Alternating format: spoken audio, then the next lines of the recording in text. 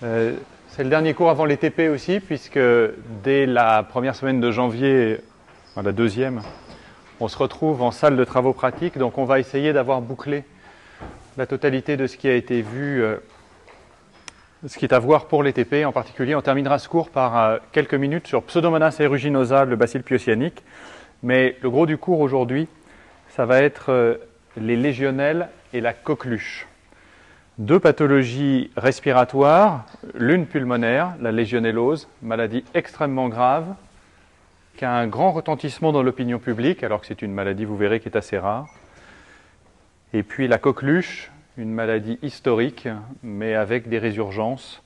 C'est une maladie respiratoire aussi, mais c'est plus une maladie du haut du tractus respiratoire. Donc légionnelles et la légionellose. Les légionnelles sont des bactéries qui ont été identifiées relativement tardivement parce que ce sont des bactéries qui ne poussent pas bien sur les milieux de culture. On aura l'occasion de revenir là-dessus tout à l'heure. Néanmoins, ces bactéries de l'environnement sont des gamma-protéobactéries, c'est-à-dire, en termes plus clairs, ce sont des bactéries de la même famille que les entérobactéries. Pas de la même famille, mais du même groupe. Pourtant, elles ont un biotope complètement différent. Et finalement, plutôt que les comparer à Escherichia coli, on peut les comparer à une bactérie qui s'appelle Coxiella burnetii, dont on aura, j'espère, l'occasion de parler un peu plus tard dans l'année, qui est une maladie qui est responsable d'une endocardite assez grave qui s'appelle la fièvre Q. Et donc, ce sont des bactéries qui vivent essentiellement en symbiose avec des cellules, et les cellules dans l'environnement qu'elles trouvent, les cellules eucaryotes, sont des amibes. Donc, ce sont des parasites des amibes. Et les légionnelles donc, sont représentées par une quarantaine d'espèces, la plupart complètement inoffensives pour l'homme. Mais il y en a une parmi ces 40 qui s'appelle Legionella pneumophila et qui est responsable d'à peu près toutes les légionelloses humaines, donc ces infections dont on va parler maintenant pendant plus d'une demi-heure. Au sein de cette espèce Legionella pneumophila, il y a un sérogroupe particulier, qu'on a appelé le sérogroupe 1, qui est responsable de 90% des infections. Donc finalement, la légionellose humaine, c'est une maladie due à une bactérie environnementale d'une espèce particulière qui est Pneumophila, dans un groupe plus large, et du sérogroupe 1 de cette espèce particulière. Alors où est-ce qu'on trouve cette bactérie et comment va-t-elle contaminer l'homme éventuellement? Son habitat naturel, c'est l'eau douce, ce sont les eaux douces stagnantes. C'est une bactérie qui a une très grande capacité de survie environnementale. Elle est capable de vivre entre 0 et 60 degrés, ce qui est une grande échelle de température. À 0 degré ou à 60 degrés, elle se multiplie extrêmement lentement ou pas du tout, mais elle ne meurt pas. Mais sa température de multiplication active, c'est entre 35 et 45 degrés. Autrement dit, dans l'eau tiède à chaude. On va voir que ça a une importance dans le mode de contamination humain. Et cette bactérie, au cours de l'évolution, a acquis des caractères qui lui permettent de se protéger des variations extérieures. Ce sont deux caractères essentiels. La survie dans ce qu'on appelle les biofilms. On va avoir l'occasion, par ce cours, d'évoquer les biofilms, qui sont une forme de protection des bactéries qui est importante. Et puis le deuxième système de protection, c'est la capacité d'envahir des cellules eucaryotes qui vivent elles aussi dans l'environnement, c'est-à-dire des protozoaires, et c'est les amibes dont je vous parlais tout à l'heure. Ces amibes environnementales peuvent être parasitées et servir finalement de maison à ces légionnelles. Le fait que ça survive dans les biofilms, le fait que ça survive dans les amibes, fait que les légionnelles sont particulièrement aptes à coloniser toutes les eaux stagnantes, et c'est par là qu'elles vont finalement contaminer l'homme. Alors un mot sur ces fameux biofilms. Le biofilm, c'est une matrice organique complexe dont vous avez l'habitude. Si de temps en temps, vous nettoyez vos éviers, par exemple, ou une quelconque tuyauterie qui accueille de l'eau dans votre maison, eh bien, il y a un enduit qui vous reste sur les mains, souvent visqueux, souvent sale, parfois dur et calcifié. C'est ce qu'on appelle un biofilm. Donc c'est une matrice essentiellement sécrétée par des bactéries. Au début, c'est des polysaccharides, et puis ensuite, il y a différentes substances qui stabilisent tout ça. Et à l'intérieur de cette matrice vivent au ralenti des milliards de micro-organismes. Ces micro-organismes, ça peut être des prokaryotes, donc des bactéries, comme Legionella, ou ça peut être des eucaryotes, comme les amibes qu'on vient d'évoquer. L'énorme intérêt pour ces bactéries et ces amibes de vivre dans un biofilm, c'est que le biofilm sert de barrière contre toutes les variations physico-chimiques environnementales. C'est une barrière contre la température, c'est une barrière contre la chloration, par exemple, des tuyaux, c'est une barrière contre tous les stress auxquels les bactéries, si elles étaient libres dans l'eau, pourraient être exposées. L'inconvénient pour ces bactéries, c'est que dans le biofilm, ce n'est pas un milieu dans lequel il y a énormément de moyens de survie ou de réplication, donc dans ce biofilm, les bactéries constituent un écosystème qui vit complètement au ralenti. Elles ne sont pas mortes, mais elles sont vraiment dans une sorte de léthargie, mais prêtes à repartir si les conditions s'y prêtent. Alors les légionnelles dans les biofilms, elles présentent un gros inconvénient. On va voir que c'est la source essentielle, ces biofilms, de légionnelles qui contaminent l'homme. Parce que ça vit dans nos tuyauteries, parce que dans chaque tuyau de douche, il y a des chances qu'il y ait des légionnelles, et donc à chaque fois qu'on prend une douche, il y a des chances pour qu'on inhale des légionnelles, et c'est particulièrement sensible dans les vieux bâtiments. Et les légionnelles qui sont présentes dans les biofilms, elles ne sont pas sensibles aux antibiotiques. Elles ne sont pas sensibles aux antibiotiques, donc on ne peut pas se dire qu'on peut décaper ou éliminer les légionnelles en faisant passer des substances antiseptiques ou antibiotiques. Ça ne va pas suffire. Pour une raison assez simple, c'est que la plupart des antibiotiques et des antiseptiques fonctionnent sur des bactéries qui sont en train de se diviser. Or, dans le biofilm, je viens de vous le dire, les bactéries ne se divisent pas. Et puis, l'énorme inconvénient d'avoir des légionnelles dans les biofilms, qui a été le cas par exemple à l'hôpital Pontchaillou pendant quelques années ici, c'est que si par hasard on décide de prendre des mesures drastiques, c'est-à-dire d'éliminer les biofilms, en faisant des chocs thermiques, des chocs chimiques, en changeant la tuyauterie ou une partie de la tuyauterie, eh bien on risque de casser ces biofilms, et en cassant les biofilms, on va libérer dans la circulation courante de l'eau, on va libérer des centaines de millions, voire des milliards de bactéries. Et c'est ces bactéries-là qui, alors qu'on a essayé de les éliminer, vont éventuellement contaminer les patients. Et il y a donc un risque majeur de dissémination des légionnelles si on agit de façon trop brutale pour détruire les biofilms qui contiennent les bactéries. Donc, second abri naturel pour les légionnelles dans l'environnement, ce sont les amibes environnementales, naturellement pas les amibes pathogènes dont Claude Guiguin vous parle, mais les amibes qui sont constituants essentiels de la flore dans les milieux aqueux. De la faune, devrais-je dire, puisque ce sont des animaux. Eh bien, il y a une relation de parasitisme qui s'est établie au cours de l'évolution, et l'amibe est un véritable sanctuaire environnemental pour les légionnelles. Elles sont à l'abri à l'intérieur du cytoplasme, elles ont chaud, elles ont de quoi se nourrir, et elles vivent très bien à cet endroit-là. Et la particularité des légionnelles, si on les compare par exemple à l'Listeria, autre bactérie qui survivait dans le cytoplasme des amibes, eh bien, c'est que là, la légionnelle est suffisamment adaptée à son hôte amibien pour pouvoir survivre dans la forme qui est la forme de protection de l'amibe, qui est le kyste amibien.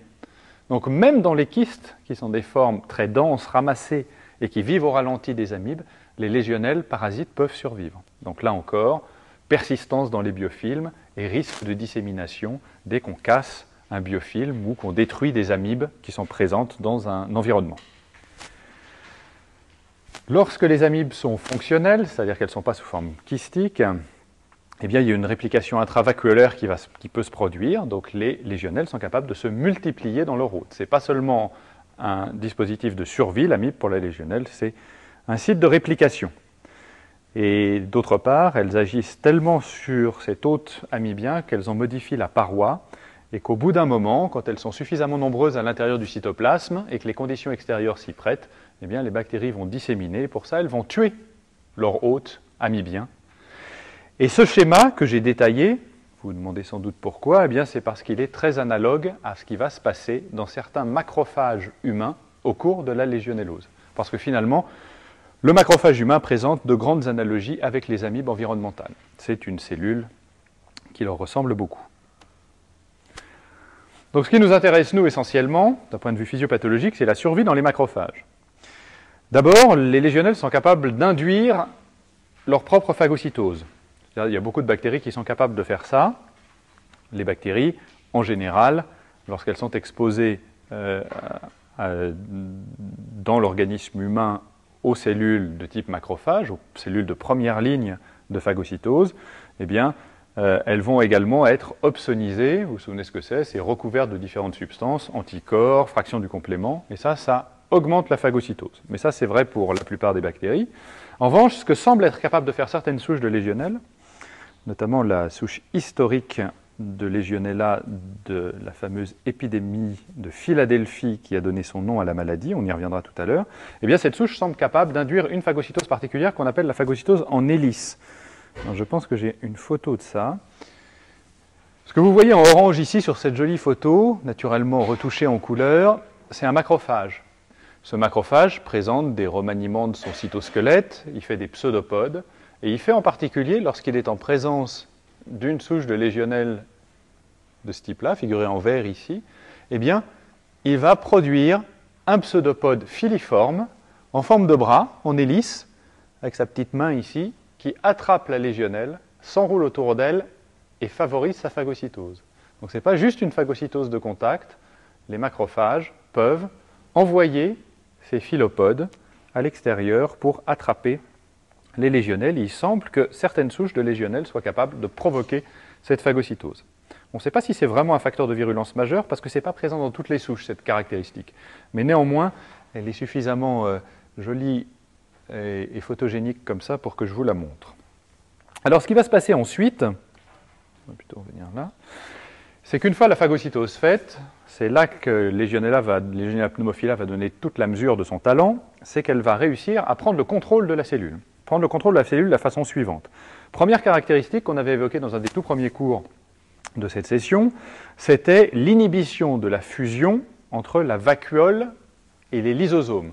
Vous vous souvenez que quand une bactérie ou n'importe quoi est phagocytée par une cellule, il y a un recrutement parallèle de petites vésicules qu'on appelle les lysosomes, qui contiennent plein de substances toxiques, oxydantes notamment. Il va y avoir fusion de la vacuole avec ces substances toxiques et digestion partielle ou totale de ce qu'il y avait dans la vacuole. Avec un objectif, c'est exposer ensuite les antigènes à la surface du macrophage pour les signaler au système immunitaire. Eh bien, les Legionella font partie de ces bactéries qui sont capables d'inhiber la fusion de la vacuole avec le lysosome. Donc il y a une vacuole dans le cytoplasme, mais le lysosome n'arrive pas à fusionner avec elle, il n'y a pas de destruction. Ce qui est étonnant avec les Legionella, et on va le voir sur un schéma, c'est ensuite d'extraordinaires remaniements du cytoplasme et en particulier du système réticulo-endoplasmique. La Legionella figurée en rouge ici, vous voyez la vacuole de phagocytose et cette voie de fusion avec les lysosomes qui ne se fait pas. D'accord ? Donc la bactérie n'est pas détruite. Non seulement elle n'est pas détruite, mais très vite, autour de cette vacuole initiale, vont s'assembler des morceaux de réticulum endoplasmique lisse. Donc il y a tout un type de système activé par la bactérie. La bactérie injecte à travers la membrane du phagosome, elle injecte dans le cytoplasme des substances qui vont recruter du réticulum endoplasmique lisse. Et au bout d'un certain temps, une fois que la vacuole sera entourée, ce réticulum endoplasmique lisse va attirer les ribosomes et se transformer en réticulum endoplasmique rugueux, c'est-à-dire couvert de ribosomes, dont on pense qu'ils effectuent un certain nombre de synthèses protéiques destinées à favoriser la croissance des Legionella. Au bout de quelques temps, typiquement dans un macrophage humain pas trop actif, ça va être entre 3 et 10 jours, on va avoir une multiplication intense des Legionella à l'intérieur de cette vacuole dans laquelle elles sont très bien. Et c'est seulement quand une masse critique sera atteinte qu'on va avoir induction de l'apoptose de la cellule, c'est-à-dire destruction du macrophage et libération massive des Legionella.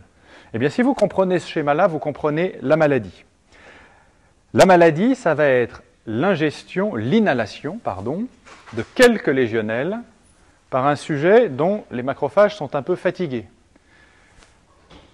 Dans ces macrophages, il ne va pas y avoir destruction des bactéries, il va y avoir multiplication, et 3 à 10 jours après l'événement initial de contamination, il va y avoir dans les poumons une libération massive, non plus d'une Legionella qui y est entrée, mais de plusieurs centaines qui sont présentes à l'intérieur.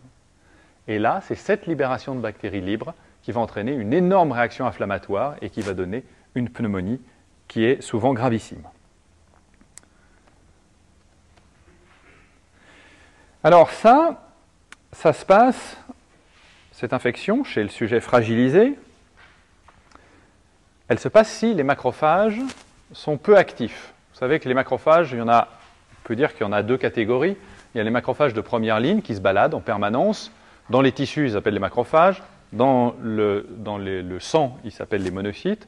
Ils se promènent et dès que quelque chose d'étranger passe à portée de leur pseudopode, ils l'attrapent, ils le digèrent partiellement, ils l'expriment à la surface et éventuellement, ils appellent des cellules du système immunitaire pour faire une cascade immunitaire complète.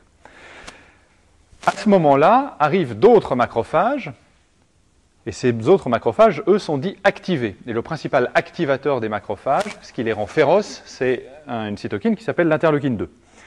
Et il y a tout un tas de désordres chez des patients, qu'on appelle globalement des désordres d'immunodépression, qui font que certains patients ont peu d'interleukine 2, ou en tout cas peu de macrophages activés. Et c'est chez ces patients-là, et presque uniquement chez ceux-ci, qu'on va avoir une infection lorsqu'on est en contact avec Legionella pneumophila. Mais chez le sujet immunocompétent, ça ne se passe jamais. Et heureusement pour nous, parce que nous sommes quasiment tous exposés quotidiennement à inhaler quelques légionnelles. Et je pense que vous savez que c'est une maladie qui est quand même très rare. Chez le sujet fragilisé, donc, je vous demande de retenir cette séquence d'événements. Quelques bactéries arrivent dans les poumons, les macrophages résidents les attrapent, mais il y a survie et multiplication, parce que ces macrophages sont peu ou mal activés. Il y a inhibition de la fusion phagoïdosomale, il y a multiplication intravacuolaire. La multiplication est intense et il y a synthèse d'un certain nombre de facteurs de virulence, en particulier une métalloprotéase, qu'on va voir tout à l'heure. Et au bout d'un moment, quand la cellule est pleine, le macrophage est plein, il explose, il meurt. Cette mort est induite par les bactéries et les bactéries sont libérées dans le poumon en quantité massive. Finalement, le macrophage a servi d'incubateur à ces quelques légionnelles pour en faire des centaines, voire des milliers. Et alors, à ce moment-là, la réaction inflammatoire est intense, et c'est une réaction inflammatoire tout venant. Polynucléaire, attirée, lymphocytes T cytotoxiques, et puis sécrétion de cytokines par toutes les cellules qui sont au contact des bactéries. Mais ça, ce qu'il faut que vous reteniez, c'est que ça ne se produit que si les macrophages des patients sont des macrophages peu actifs. Donc il faut un contexte d'immunodépression. Mais ce contexte d'immunodépression, il peut être très vaste. C'est typiquement des sujets qui reçoivent des traitements immunodépresseurs, mais également les sujets éthyliques, les éthyliques graves. Ça peut être les insuffisants respiratoires, parce que leur fonction pulmonaire est très déficiente, les insuffisants rénaux, bref, ça peut être plein de circonstances de la vie que les patients ignorent même parfois. C'est pour ça que ça peut aussi toucher des patients dans la communauté, ce n'est pas une maladie typiquement hospitalière. Le fait qu'on ait besoin de cette étape de multiplication initiale explique que la symptomatologie pulmonaire survient seulement 3 à 10 jours après l'événement initial de contamination. Et ça va poser un problème en termes d'épidémiologie, c'est qu'un patient qui fait une maladie 10 jours après avoir été exposé à un risque environnemental qui est finalement une contamination par des gouttelettes d'aérosol, eh bien ça va être très difficile à tracer. Il va être très difficile de faire le rapport entre la maladie et l'endroit où le patient s'est contaminé et où d'autres patients sont susceptibles de se contaminer à leur tour. Alors comment se manifeste cette maladie? Eh bien, on a à peu près accès en diagnostic, et puis vous ne verrez de patients atteints de légionellose que lorsque ces légionelloses sont graves. Pourquoi? Parce qu'il existe toute une gradation de formes mineures qui vont d'une petite bronchite jusqu'à une petite pneumonie, mais spontanément résolutive, et qui sont des formes qui ne nécessitent pas de consultation, ou en tout cas pas de diagnostic microbiologique. En revanche, ce qu'on va voir arriver aux urgences, éventuellement en réanimation directement, parce que ce sont des maladies extrêmement graves, grevées d'une très forte mortalité, ce sont les légionelloses très graves, et une pneumonie, qu'on dit pneumonie atypique, dont la sévérité est assez spectaculaire. Donc c'est une pneumonie, et pourquoi la dit-on atypique? Eh bien parce qu'elle diffère, en tout cas du point de vue radiologique, théoriquement, de la pneumonie Franz-Schlauber aiguë, qu'on observe avec les pneumocoques, par exemple, avec un foyer unique bien localisé. Là, la dissémination des bactéries dans le parenchyme pulmonaire, la sécrétion d'un facteur de virulence qui est cette fameuse métalloprotéase dont je vous ai parlé, eh bien ça va trouer le parenchyme pulmonaire et ça va donner un aspect, dans les formes les plus graves, plus fréquemment de poumons blancs que de formes focales. Néanmoins, ne retenez pas que légionellose, c'est toujours un poumon blanc et pneumocoque, c'est toujours un foyer.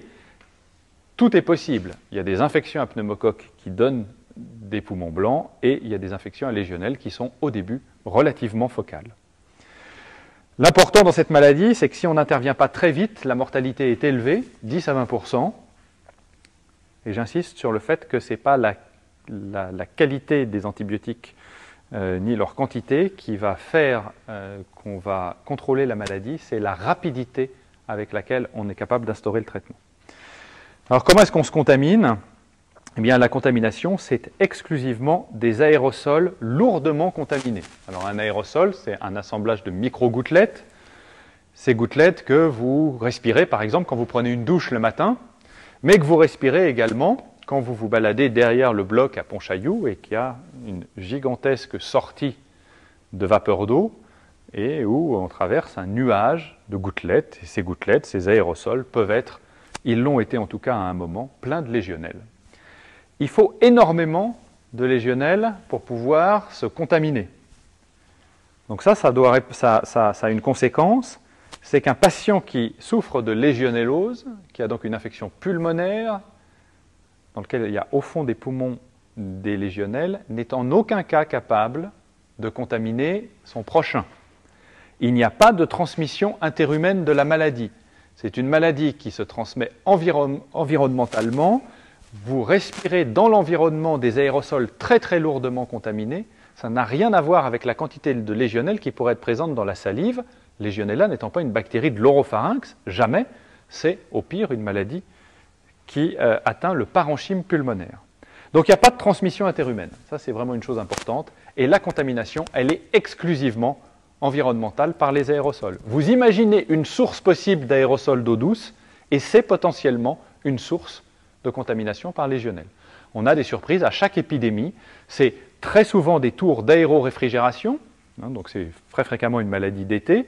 Vous savez, ce sont ces tours dans lesquels l'air qu'on veut refroidir, il est refroidi dans des bains d'eau et il y a une volatilisation ou une aérosolisation de l'eau. Il y a des panaches de vapeur d'eau qui sortent de ces tours d'aéroréfrigération. Et s'il y a des biofilms dans la tour d'aéroréfrigération et qu'il y a des légionelles dans ces biofilms, eh bien, on va avoir plein de légionelles dans l'environnement. Et un sujet fragilisé passe à côté, il prend une inspiration et il inhale 10 puissance 5 légionelles. Et là, le processus peut commencer s'il est immunodéprimé. Alors, pour mention, je vous signale quand même qu'il a été décrit, avec beaucoup de publicité, la possibilité de se contaminer par ingestion. Les gens se sont dit, si on boit de l'eau contaminée, on boit de l'eau du robinet, un robinet qui est plein de l'eau du robinet qui est pleine de légionelles, on peut imaginer qu'un patient boive cette eau et inhale une partie de cette eau, parce qu'elle est dans sa bouche, il respire en même temps, notamment s'il respire par la bouche, et il peut se contaminer au niveau pulmonaire. Alors c'est tout à fait anecdotique, mais il y a un très joli site internet sur la légionellose qui a été fait par l'auteur de l'article sur l'ingestion de la légionelle. Donc ce site est remarquablement bien fait, il est très attractif quand on veut se renseigner sur la légionellose, mais il a comme revers de la médaille ce défaut de dire que l'essentiel des légionelloses se transmettent, ou en tout cas s'attrapent par ingestion d'eau, le fait d'avaler de l'eau. C'est absolument faux, et en dehors du papier qu'il a écrit, rien ne vient corroborer cette hypothèse. Donc vous retenez maladie des aérosols. Alors c'est une maladie à déclaration obligatoire, bien qu'il y ait à peu près 200 légionelloses graves par an en France, et elles sont bien déclarées, 1200 aux États-Unis, pense-t-on, et le CDC estime que c'est la partie émergée de l'iceberg légionellose, c'est seulement les formes graves qu'on reçoit à l'hôpital, et il y a probablement 20 000 cas aux États-Unis, estimés par le CDC, d'infections à légionelles par an, mais les 18 800 restants sont des formes qui sont des formes peu sévères. Alors pourquoi maladie à déclaration obligatoire ? Eh bien parce que si dans l'environnement il y a une source de légionelles très importante, eh bien elle risque de contaminer pendant des mois, voire des années, des patients fragilisés qui passent à côté. Et comme c'est souvent en milieu urbain qu'on rencontre ces sources d'aérosols, eh bien ça peut faire courir un risque important à la population. Et on a connu ça à Rennes en 2000, où on a eu une grosse épidémie. Quand on dit grosse épidémie, c'est une petite quarantaine de cas et quelques décès mais qui avait retenu l'attention de toutes les gazettes locales et nationales. Alors comment est-ce qu'on va faire le diagnostic? Eh bien, pour compléter le survol de tous les diagnostics bactériens au laboratoire, on va compléter aujourd'hui avec quelque chose de nouveau. Naturellement, l'idéal, c'est la culture, comme d'habitude. À partir d'une bactérie, avoir des milliers, des millions, des centaines de millions de bactéries identiques, c'est extraordinaire pour la sensibilité aux antibiotiques, pour la caractérisation biochimique et surtout pour la caractérisation épidémiologique. Si vous avez un patient qui a une légionellose, si vous êtes capable, si le laboratoire auquel vous envoyez les prélèvements est capable d'isoler la légionnelle, on va pouvoir la comparer à celle des sources de légionnelle de la région, les sources environnementales. Et on va pouvoir tracer l'endroit qui est à risque dans la ville ou dans la région considérée. Si vous n'arrivez pas à obtenir cette culture à partir du patient, vous pourrez simplement dire qu'il y a une légionellose, mais vous ne pourrez pas la corréler à une source environnementale, et ça c'est très embêtant. Alors, la culture, c'est naturellement la méthode idéale, mais on a développé des techniques plus rapides pour porter le diagnostic de cette infection qui est assez atypique, puisque je vous ai dit qu'elle s'appelait même pneumonie atypique. Alors, nouvelle technique dont on n'a pas encore parlé, l'immunofluorescence directe. L'immunofluorescence directe consiste à prendre un prélèvement du patient, donc un prélèvement respiratoire profond, un lavage broncho-alvéolaire par exemple. Je vous rappelle que le patient il est plein de légionnelle dans son poumon, et uniquement à cet endroit-là. Et on va, sur ce lavage broncho-alvéolaire, mettre en contact des anticorps monoclonaux spécifiques de Legionella pneumophila qu'on aura préalablement étiquetés, marqués avec un composé fluorescent. On lave tout ça, on met ça sur des lames, on les sèche, on les lave, et qu'est-ce qu'on va voir? S'il y a des légionnelles, eh bien les anticorps se seront fixés, et on verra leur fluorescence qui entoure les bacilles. Alors c'est une très jolie technique, ça marche quand il y a beaucoup de légionnelles dans le poumon, ça, pour que ce soit visible, il en faut beaucoup, et malheureusement, il y a des réactions croisées possibles. Et ces anticorps spécifiques de légionnelles ne le sont pas tant que ça, et en particulier, ils ont le défaut de croiser avec la bactérie dont on va parler à la fin du cours, qui s'appelle Pseudomonas aeruginosa, et qui est une des bactéries environnementales les plus courantes, mais aussi une des bactéries responsables de pneumonie nosocomiale chez les patients en réanimation, là où on trouve également des légionnelles. Donc cette immunofluorescence directe, quand elle est négative, on ne peut pas exclure qu'il y ait quand même une légionellose s'il n'y avait pas assez de bactéries. Et quand elle est positive, il y a quand même la possibilité que ce soit un faux positif à cause de Pseudomonas aeruginosa par exemple. Donc ce n'est pas une technique extraordinaire. Ce qui a révolutionné le diagnostic de la légionellose, mais pas l'isolement des bactéries, ce sont des tests qui sont apparus il y a une quinzaine d'années et qui maintenant existent sous forme commerciale très rapide et utilisable, qui sont des détections d'antigènes solubles dans les urines. On dirait, que font des antigènes de légionnelle dans les urines? Eh bien, on s'est aperçu que lorsqu'un patient faisait une pneumonie grave à légionnelle, il y avait très vite des morceaux de légionnelle, des débris de Legionella, qui, via la circulation sanguine, se retrouvaient au niveau des urines et dans des quantités parfaitement détectables, notamment par des petites techniques de chromatographie. Quand je dis parfaitement détectable, c'est quelques gouttes d'urine sur un petit buvard de chromatographie vont permettre de détecter spécifiquement Legionella. Donc on a ce test, par exemple ici à Pontchaillou, et qui est fait jour et nuit très facilement et qui permet de porter très rapidement le diagnostic de Legionelle. Ce test a un grand avantage, il n'est pas très sensible. Il y a quand même 20 à 40% des légionelloses dans lesquelles on n'a pas suffisamment d'antigènes dans les urines pour pouvoir faire le diagnostic. En revanche, il est extrêmement spécifique. Et il a cette caractéristique qu'on aime bien, qu'on appelle une valeur prédictive négative importante, 95%. Qu'est-ce que c'est que cette valeur prédictive négative ou VPN? Eh bien, c'est cette caractéristique, si vous avez une réaction négative à ce test, il y a 95% de chances pour que votre patient n'ait pas la légionellose. Et souvent, c'est plus intéressant, notamment vous le verrez quand vous serez de garde, vous aurez beaucoup plus de plaisir à recevoir un résultat négatif de légionellose plutôt qu'un résultat positif. Et vous pourrez avoir confiance dans ce résultat. Si ce résultat est négatif, alors très très vraisemblablement, votre patient n'a pas de légionellose. C'est ça qu'on appelle la valeur prédictive négative. Donc c'est un test très facile d'usage, qu'on peut envisager un jour d'ailleurs de faire au lit du malade. Et il a un gros avantage, c'est qu'il est positif dès le début des signes cliniques puisque vous savez que le début des signes cliniques correspond déjà à une prolifération bactérienne gigantesque. Il y a des techniques de PCR qui sont utilisées, qui ont été mises au point, mais qui sont de relativement faible intérêt par rapport à ce test de détection antigénique, donc elles ont probablement peu d'avenir. Et puis, on peut également porter un diagnostic rétrospectif dans une pneumonie qu'on n'a pas été capable d'étiqueter et qui a été traitée très rapidement par les antibiotiques, par exemple. On peut éventuellement tenter un diagnostic sérologique, c'est-à-dire la recherche après la maladie des anticorps chez le patient. Le problème, c'est que si nous sommes tous les jours ou presque exposés aux légionnelles, en tout cas chaque fois qu'on prend une douche, vous imaginez qu'on a tous des anticorps antilégionnels et que le diagnostic sérologique va être difficile à porter quand même. Alors un mot sur les bactéries elles-mêmes, parce que je vous ai dit tout à l'heure que c'est des bactéries qui n'étaient pas très faciles à cultiver, qui ne sont pas des bactéries courantes, qu'on a mis longtemps à identifier, enfin on a mis longtemps avant de les caractériser. Ce sont des bacilles, ils sont mobiles, ce qui est fréquent pour les bactéries qui vivent dans l'eau, et sont des bactéries à gram négatif. Alors j'ai mis 3 points de suspension en France, parce que gram négatif, vous le verrez en TP, c'est des bactéries qui apparaissent roses, on a déjà vu ça sur des photos, et ces bactéries roses, elles sont colorées en rose en France par un colorant qui s'appelle la fuchsine. Fuchsine de M. Fuchs, F-U-C-H-S-I-N-E.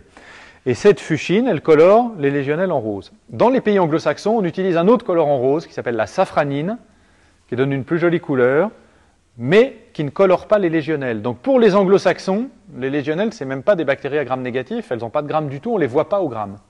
Mais pour les Français, on les voit parce qu'on utilise un colorant légèrement différent. Qu'est-ce qui fait la différence? Les légionnelles ont une enveloppe extérieure qui est pleine d'acides gras, elle est très lipophile, et la safranine se fixe mal dessus, alors que la fuchsine se fixe un peu mieux. Ce sont des bactéries qui sont strictement aérobies, c'est des bactéries de l'environnement. Et je vous ai mis 2 caractères biochimiques qui sont importants. Un, elles sont nitrate réductase négatives. Ça, vous vous souvenez que toutes les entérobactéries étaient nitrate réductase positives, donc c'est un caractère discriminant. Et puis, bien que ce soit un caractère négatif là encore, la réaction d'oxydase est négative.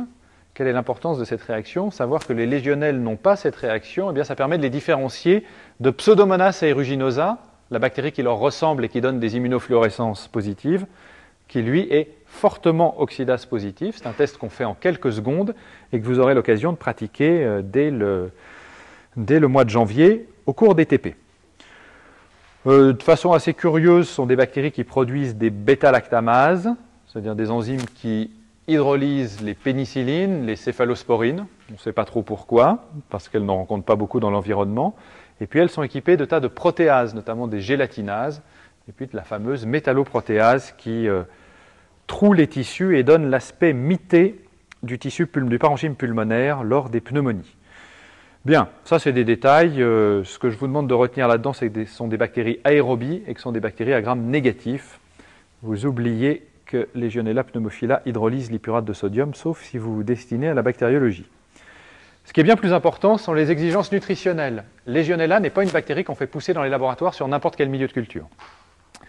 Ça ne pousse pas sur les géloses au sang, ça ne pousse pas sur les géloses très enrichies qu'on a d'habitude dans les laboratoires. Il faut rajouter des composants et en particulier, il faut rajouter du pyrophosphate de fer. C'est la seule forme de fer qui soit assimilable par les légionnelles. Et il faut surtout ajouter un acide aminé essentiel qui est aussi un agent de stabilisation des protéines qui est la L-cystéine. Il faut absolument de la L-cystéine. En plus, il faut acidifier légèrement le milieu puisque dès que le pH dépasse 7, les bactéries ne poussent plus. Donc il va falloir faire des milieux très particuliers et naturellement, la culture des légionnelles sera orientée. Ce sera à vous, prescripteurs, de demander au laboratoire une culture, non pas une culture tout venant sur un lavage broncho-alvéolaire, mais une culture de Legionella parce que vous suspectez une légionellose. Donc en pratique, on va utiliser des milieux spéciaux qui sont faits presque extemporanément, qui sont tamponnés à pH légèrement acide, supplémentés en fer et en cystéine, et on va les incuber sous une atmosphère qui est légèrement enrichie en gaz carbonique. Il n'y a que comme ça que ça pousse.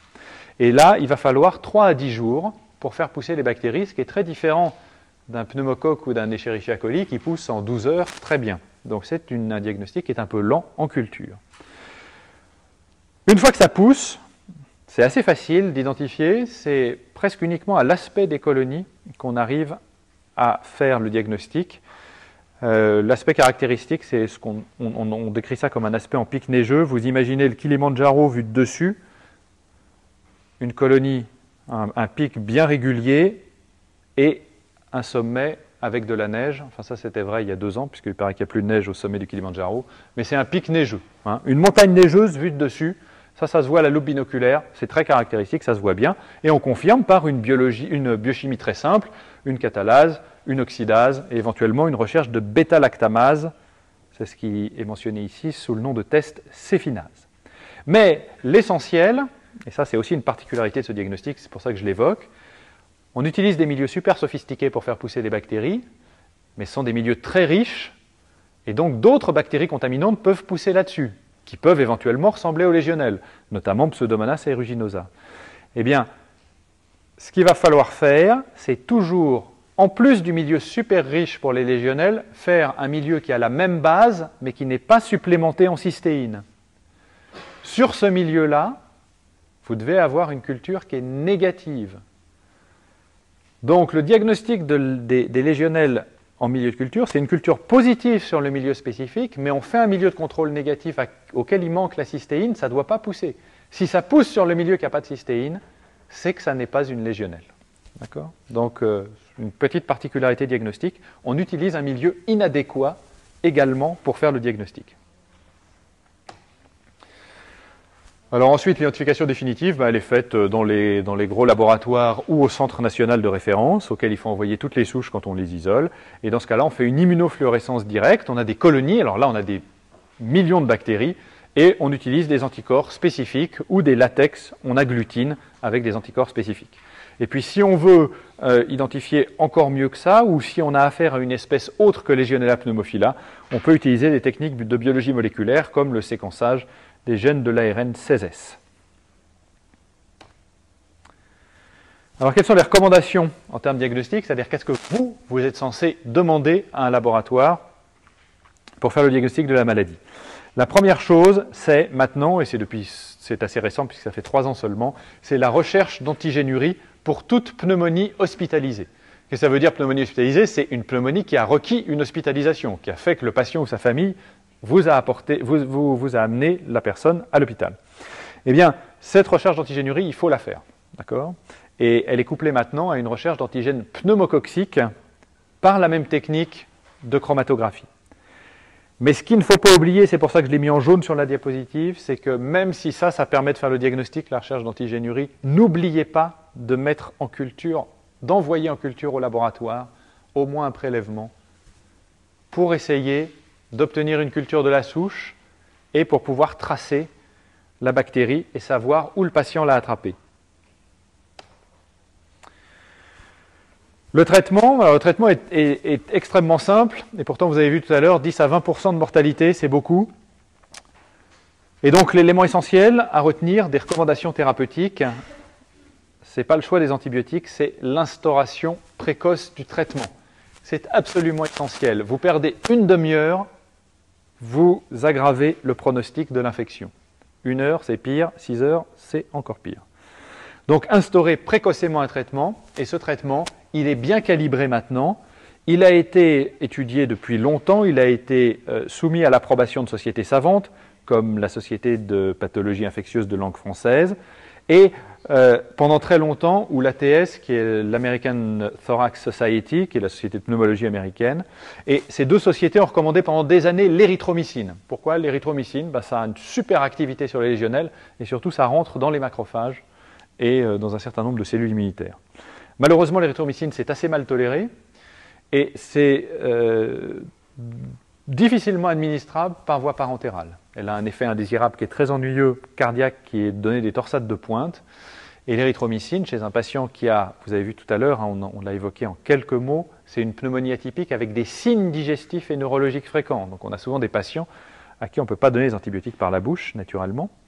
Et donc cette recommandation d'érythromycine, qui est une recommandation pas chère, qui marche toujours, est maintenant un peu battue en brèche, et on met à la place des drogues qui sont beaucoup plus faciles à administrer, que ce soit par voie orale ou par voie parentérale, que sont les fluoroquinolones. Et la molécule de référence, en pratique maintenant, c'est la ciprofloxacine. Donc une fois que les prélèvements sont faits, une fois que le diagnostic a été envoyé au laboratoire, et a fortiori si le laboratoire vous a répondu « oui, il y a des antigènes dans les urines de légionnelle », alors il faut instaurer un traitement par la ciprofloxacine très très rapidement. Il y a une alternative qui est fortement recommandée aux États-Unis, c'est une érythromycine modifiée dont on a déjà parlé, qui s'appelle l'azithromycine. Mais l'azithromycine, aux États-Unis, elle existe par voie orale et parentérale, alors que chez nous, elle n'existe pas par voie IV. Donc ça n'est pas une recommandation française, mais sachez qu'on la trouve beaucoup dans les publications américaines. Dernier point, l'antibioprophylaxie. Quand on a un patient dans un service avec une légionellose, est-ce qu'il faut faire une antibioprophylaxie des voisins, notamment dans les services de profonde immunodépression, qui sont souvent la cible des légionelloses? La réponse des autorités sanitaires françaises, c'est non, pas de prophylaxie, parce qu'il n'y a pas de transmission interhumaine. Mais quand on va voir le service d'hématologie dans lequel il y a 12 lits exposés à un risque de légionnelle important, parce qu'il y a 2 patients qui l'ont attrapé en prenant leur douche dans le service, on a du mal à convaincre les praticiens de ce service de ne pas faire d'antibioprophylaxie.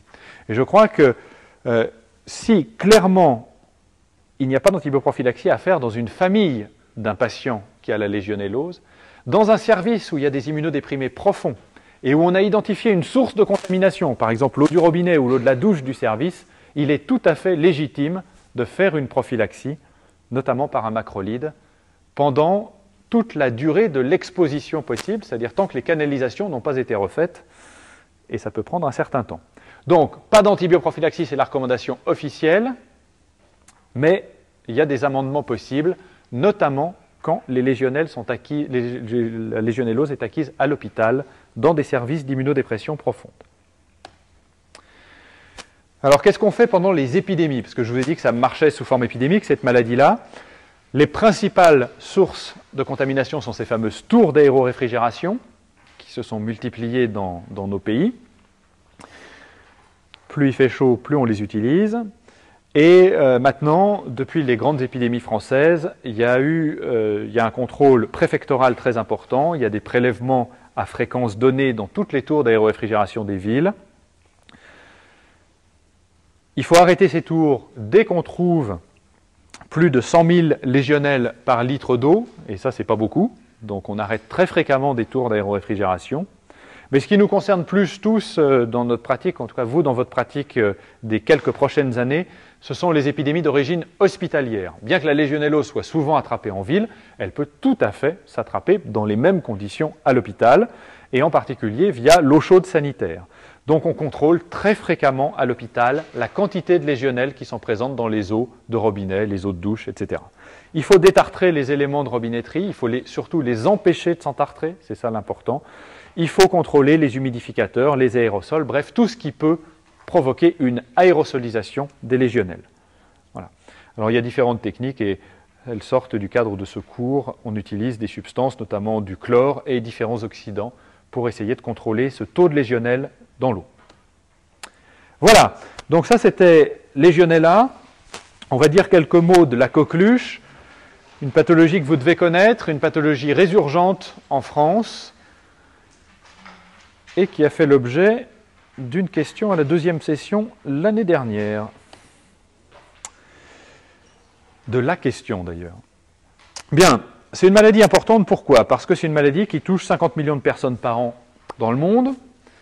Elle occasionne plus de 300 000 décès, essentiellement des nourrissons, mais aussi des femmes enceintes et des sujets âgés. Donc c'est une maladie là vraiment très importante, mais naturellement, c'est plutôt une maladie du tiers-monde. On a déjà vu ça avec Escherichia coli. L'ennui avec Bordetella pertussis, à la différence de la légionellose, c'est que ce n'est pas une maladie pulmonaire, ça reste une maladie respiratoire, mais c'est plutôt une maladie nasopharyngée. Et c'est une maladie extrêmement contagieuse, avec un taux de transmission directe par voie aérienne d'individu à individu qui est énorme. Transmission d'enfant à enfant dans les régions où les enfants sont non vaccinés, mais aussi dans les pays développés, une transmission d'adultes qui sont vaccinés, donc qui ne font pas la maladie mais qui portent la bactérie, à des enfants ou à des nourrissons qui ne sont pas encore vaccinés et qui peuvent faire l'infection. Et comme c'est chez le nourrisson que l'infection est grave, eh bien on peut avoir tout à fait dans un contexte social favorisé, dans nos pays, on peut avoir un adulte qui transmet à son insu à son nourrisson ou à un nourrisson de son voisinage la coqueluche.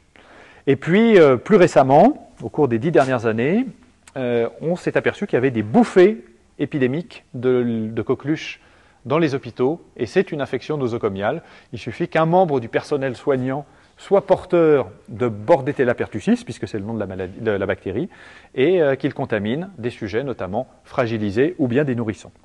Donc en conséquence, il existe maintenant des recommandations.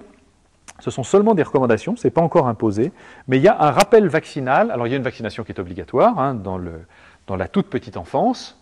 Elle fait partie des vaccins polyvalents qu'on fait aux enfants de façon obligatoire. Mais il y a un rappel qui est recommandé. Le rappel, c'est le rappel de la préadolescence. C'est un rappel qui se fait en 6e ou en 5e chez les préadolescents. Donc ça doit être fait dans le cadre de la médecine scolaire. Et puis, une recommandation pour tous les jeunes parents d'être vaccinés au moment où ils font un examen prénuptial, au moment où ils démarrent une grossesse. Il faut absolument vacciner pour prévenir ce risque de transmission aux nourrissons.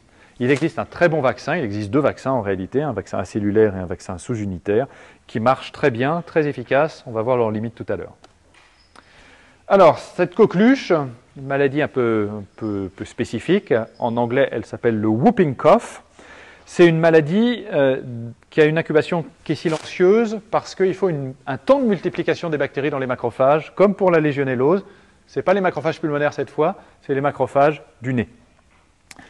La caractéristique principale de la maladie, c'est la toux, la coqueluche, une toux dite en chant de coq ou en trompette. C'est pour ça que je vous ai mis cette jolie petite image. Et c'est une toux extrêmement persistante. Alors au début, ce n'est pas alarmant, c'est une toux qui n'est pas fébrile, mais plus ça va, et notamment chez le nourrisson, plus les quintes de toux sont spectaculaires et la reprise respiratoire est difficile après. L'enfant, le nourrisson se met à tousser, il tousse, il tousse, il tousse, et il ne peut plus reprendre sa respiration. Et il peut, en quelques minutes, faire des apnées prolongées, puis se cyanoser, et éventuellement s'asphyxier complètement. Comme cette cyanose et cette apnée sont accompagnées de vomissements, vous imaginez, un enfant qui a du mal à récupérer la moindre respiration et qui en plus vomit, eh bien ça devient une maladie gravissime. C'est une maladie qui est aggravée par la nuit, peut-être due au stress. Elle provoque des crises convulsives, donc là aussi c'est un facteur aggravant, et elle peut donner, si l'ensemencement nasopharyngé est massif, elle peut descendre sur les poumons, voire même passer dans la circulation générale, pour donner parfois chez certains nourrissons des encéphalites. En revanche, chez l'adulte, la sémiologie est extrêmement atténuée. C'est une maladie qui est souvent bénigne. C'est une toux qui va se prolonger. Et vous savez qu'en ce moment, depuis 2 ans maintenant, presque 3 ans, on a au mois de septembre, certains d'entre vous ont peut-être eu ça au moment de la rentrée, il y a des épisodes d'infection virale avec des toux prolongées, 3 semaines, 4 semaines, 5 semaines. Ça fatigue vraiment beaucoup les gens à la rentrée. Et ça, c'est pris fréquemment pour de la coqueluche et il ne faut pas passer à côté.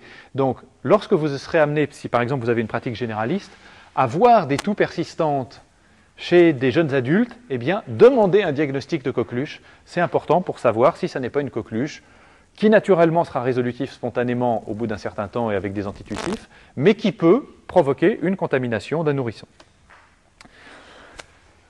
Donc les voies respiratoires qui sont atteintes par Bordetella pertussis sont essentiellement les voies nasopharyngées et puis on va dire vraiment l'arbre respiratoire supérieur.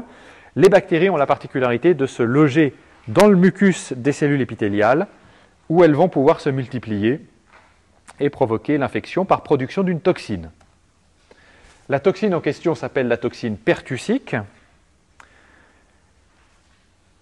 C'est ce qu'on appelle une toxine ADP-ribosylante.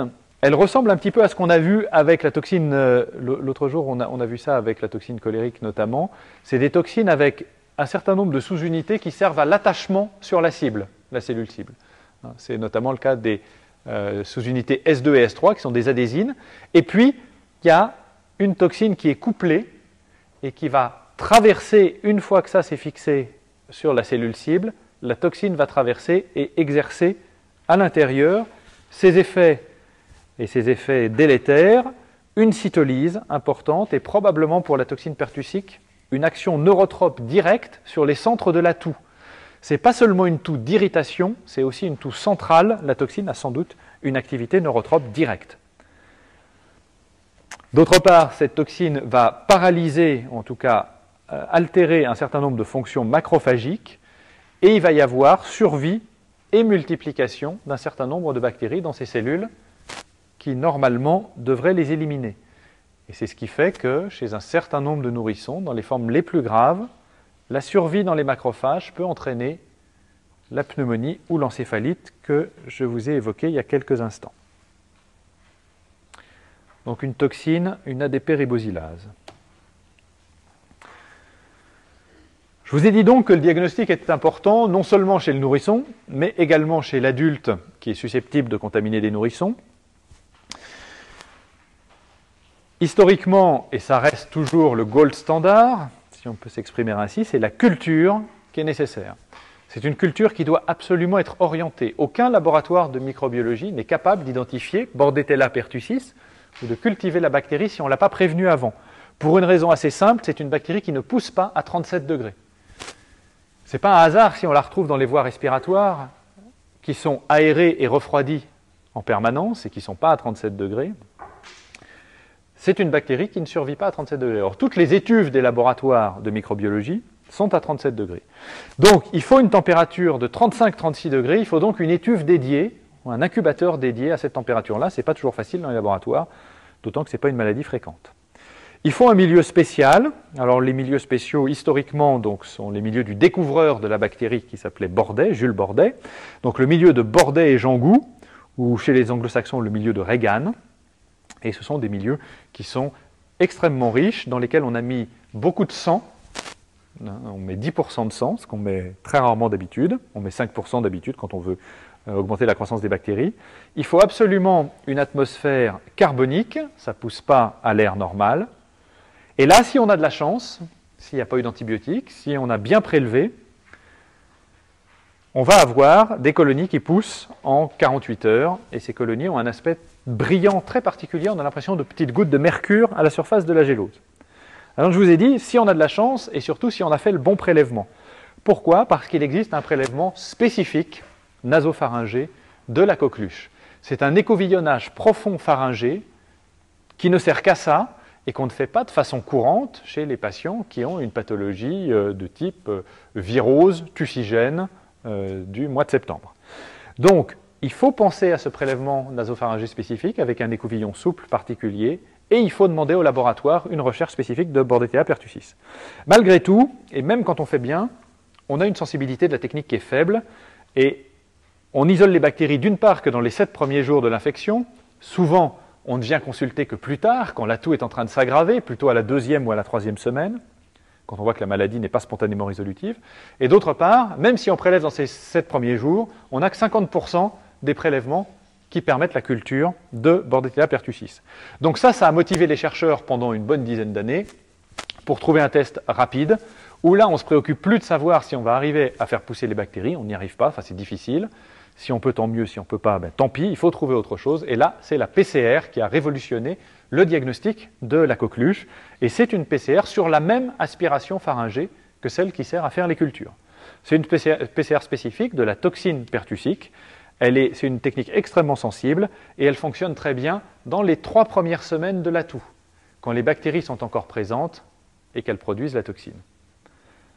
En revanche, après 3 semaines, si la toux persiste, ce sont plutôt des phénomènes d'entraînement, ce sont des toux réactives, et là, il n'y a plus de bactéries, et ce diagnostic risque à ce moment-là d'être négatif, auquel cas, on peut éventuellement envisager à ce moment-là de rechercher la réaction de l'autre, c'est-à-dire de rechercher des anticorps, de faire une sérologie, et là, les sujets qui viennent de faire une infection produisent des anticorps spécifiques contre la toxine pertussique, et ces antitoxines pertussiques, on les détecte par des technologies, par des ELISA classiques. Il faut 2 sérums, il faut 1 mois d'intervalle, il faut une augmentation du taux entre les 2 prélèvements, et naturellement, ça n'est pas un diagnostic d'urgence, c'est plutôt un diagnostic rétrospectif de la maladie. Le traitement, Eh bien, le traitement, si vous voulez un jour l'avoir en détail, il figure naturellement dans les merveilleux documents de l'Institut national de veille sanitaire, au site internet qui est mentionné ici. Vous aurez vraiment tout très détaillé. Moi, ce que je vous demande de retenir, c'est, première chose, le traitement n'est indiqué que dans les 3 premières semaines d'évolution. Au bout de 4 semaines, ça ne sert plus à rien, il n'y a plus de bactéries, la toux n'est que réactive. C'est un traitement antibiotique, ça c'est sûr. Et ce sont des macrolides qu'il faut utiliser, en particulier l'érythromycine, 50 mg par kilo, 4 prises. Et durée du traitement, 2 semaines à 3 semaines. C'est un traitement très long pour une infection rhinopharyngée.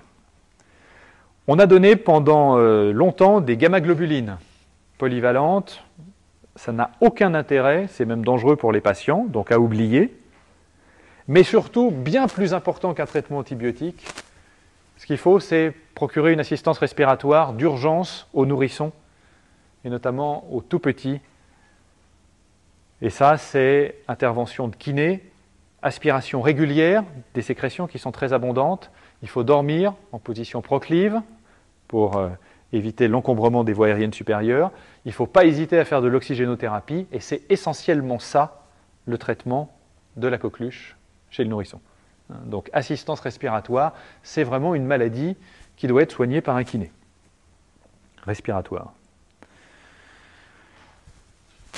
S'il y a une coqueluche dans une famille, la prophylaxie est indispensable, et notamment s'il y a un risque que des gens soient non vaccinés autour. Et il y a une prophylaxie également pour les adultes qui sont vaccinés. Pourquoi? Pour qu'on ne se retrouve pas avec des adultes qui portent sans être malades et qui recrachent les bactéries en contaminant d'autres gens. Donc là encore, c'est l'érythromycine, c'est toujours la même posologie, 50 mg par kilo par jour, et là c'est 10 jours de prophylaxie. Donc là aussi c'est très calibré et vous devez absolument connaître ce type de prophylaxie obligatoire à instaurer lorsque vous aurez diagnostiqué une coqueluche. Voilà, on va terminer en quelques mots parce que ce sera l'une des bactéries qu'on étudiera au TP, c'est Pseudomonas aeruginosa, le bacille pyocyanique. Une bactérie environnementale qui a tout pour être dénuée de tout facteur de virulence. Elle vit dans toutes les eaux du monde, elle vit dans les rivières, elle vit dans les lacs, elle vit dans l'eau du robinet, il y en a partout. Chaque fois qu'on se lave les mains, on s'en met plein les mains. Chaque fois qu'on boit un verre d'eau, on en ingère. C'est inévitable. Et pourtant, c'est une plaie à l'hôpital parce qu'elle donne des infections chez les sujets fragilisés. C'est vraiment la bactérie hospitalière, en tout cas du point de vue de sa pathogénèse. Dans l'environnement, elle est absolument inoffensive.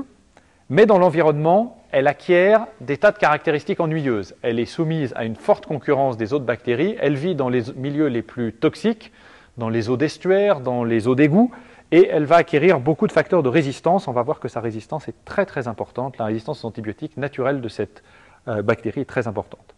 Donc, si on la trouve dans l'environnement et dans toutes les sources aqueuses, eh bien on va la trouver aussi dans l'environnement à l'hôpital. On va la trouver dans le réseau de distribution d'eau, partout où il y a de l'eau, les douches, les siphons, les robinets, mais surtout dans les endroits où l'eau peut stagner et où il fait chaud, en particulier dans les endroits où l'eau est réchauffée, notamment les nébuliseurs et les humidificateurs de tous les appareils respiratoires qu'on peut utiliser dans les services de pneumologie, de réanimation, etc.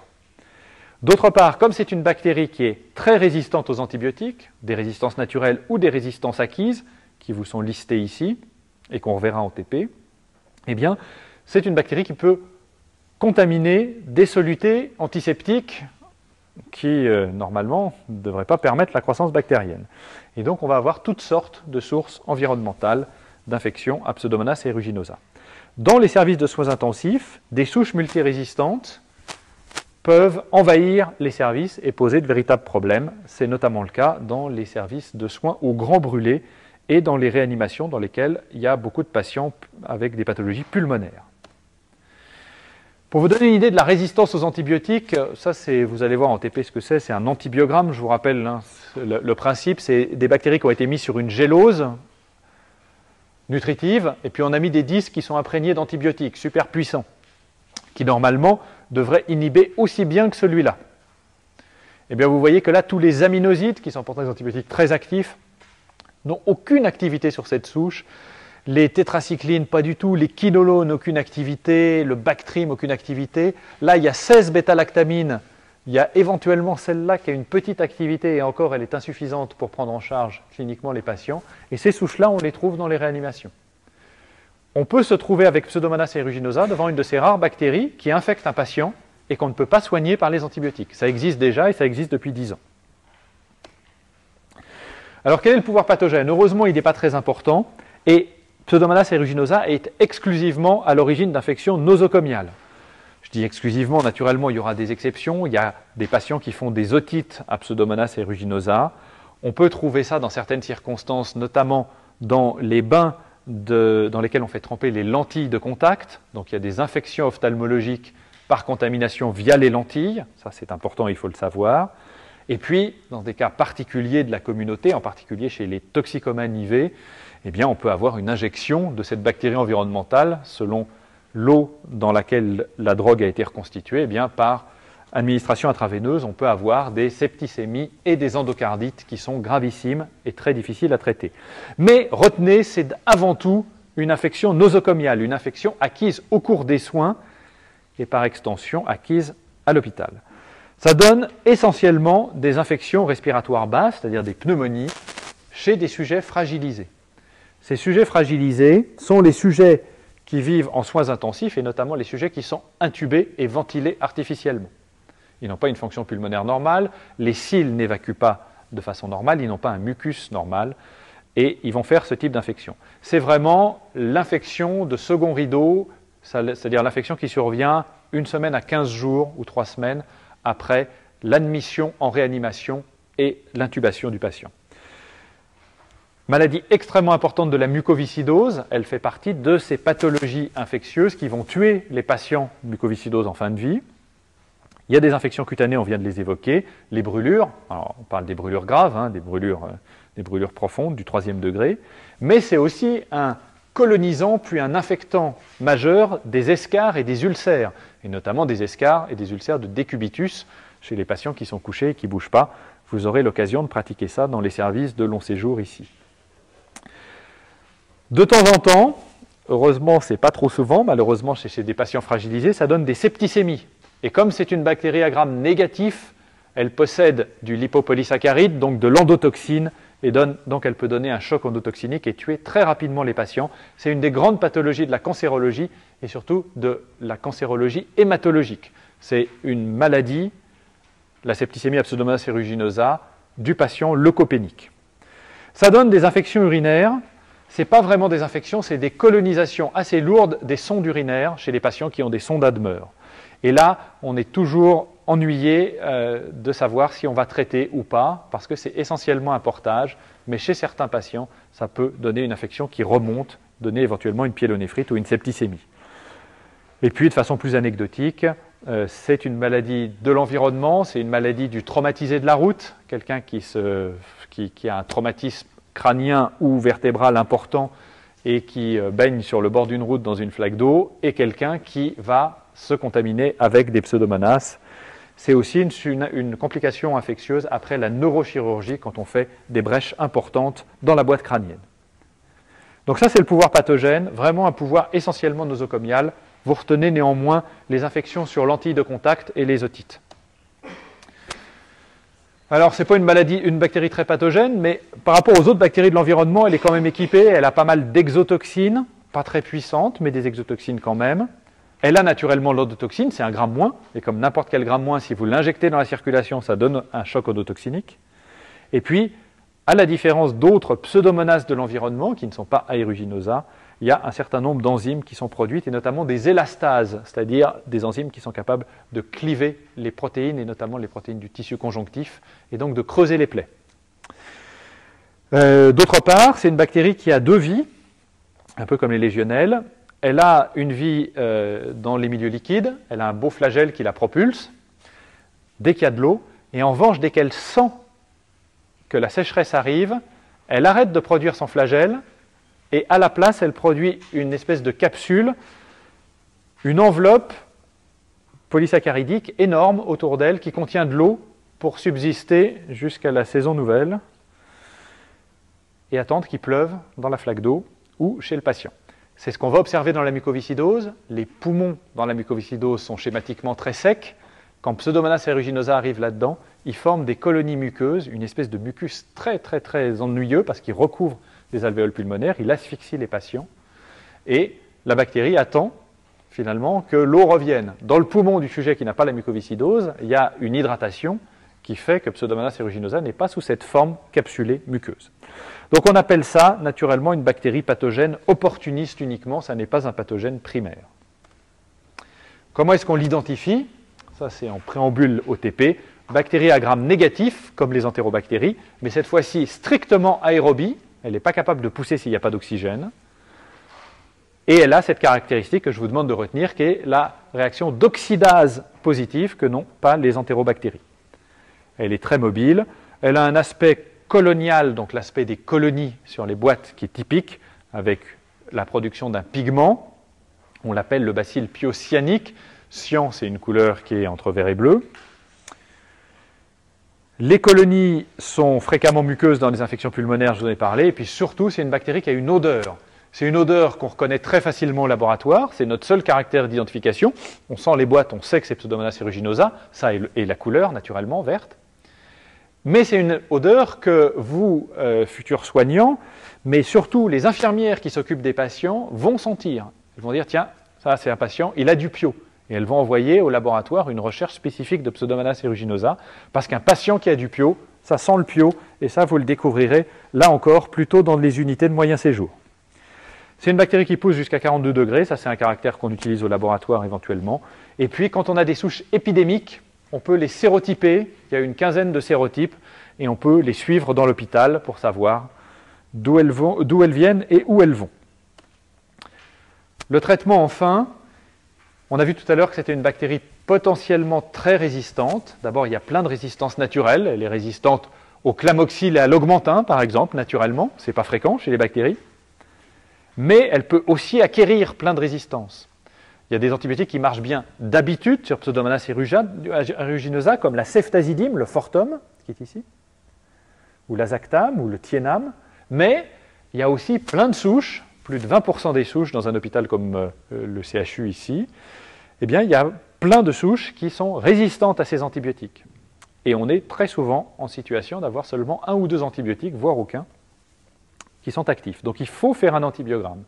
Donc c'est vraiment une des bactéries pour lesquelles on fait des antibiogrammes et pour lesquelles on teste des associations d'antibiotiques. Typiquement, ce qu'on va essayer d'utiliser, c'est trouver une bêta-lactamine au moins active.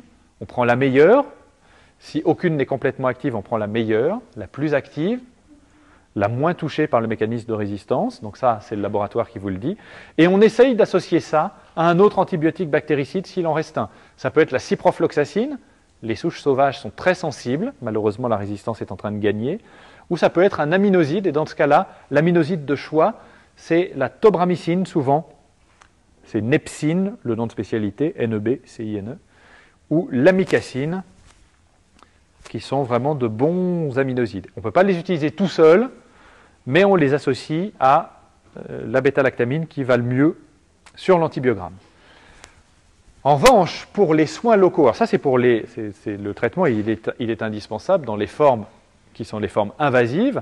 En revanche, pour les soins locaux et en particulier les escarres et les ulcères, je vous demande de retenir qu'on ne les traite pas par les antibiotiques. Les antibiotiques ne diffusent que là où va le sang. Ils ne vont pas sur une plaie. Les antibiotiques donnés à un patient qui a une escarre infectée à Pseudomonas aeruginosa sont des patients qui vont développer des souches de Pseudomonas aeruginosa résistantes parce que les antibiotiques approchent l'escarre, sélectionnent des résistants, mais en aucun cas ne tuent les bactéries. Donc les soins sont locaux et vous pouvez retenir qu'il y a un antiseptique très particulier pour Pseudomonas aeruginosa qui est l'acide borique, des solutions d'acide borique. Et puis dans le cas de la mucoviscidose, il y a d'énormes efforts et beaucoup d'investissements de recherche qui ont été faits pour le développement d'un vaccin pour empêcher la colonisation des patients atteints de mucoviscidose par Pseudomonas aeruginosa. Et pour l'instant, malheureusement, les résultats sont insuffisants pour qu'on puisse envisager la prévention de cette façon-là. Voilà, je vous souhaite de bonnes fêtes et on se retrouve dès le 6 pour les plus précoces d'entre vous en salle de TP au bâtiment 13 pour des séries de 4 travaux pratiques. Merci et à bientôt.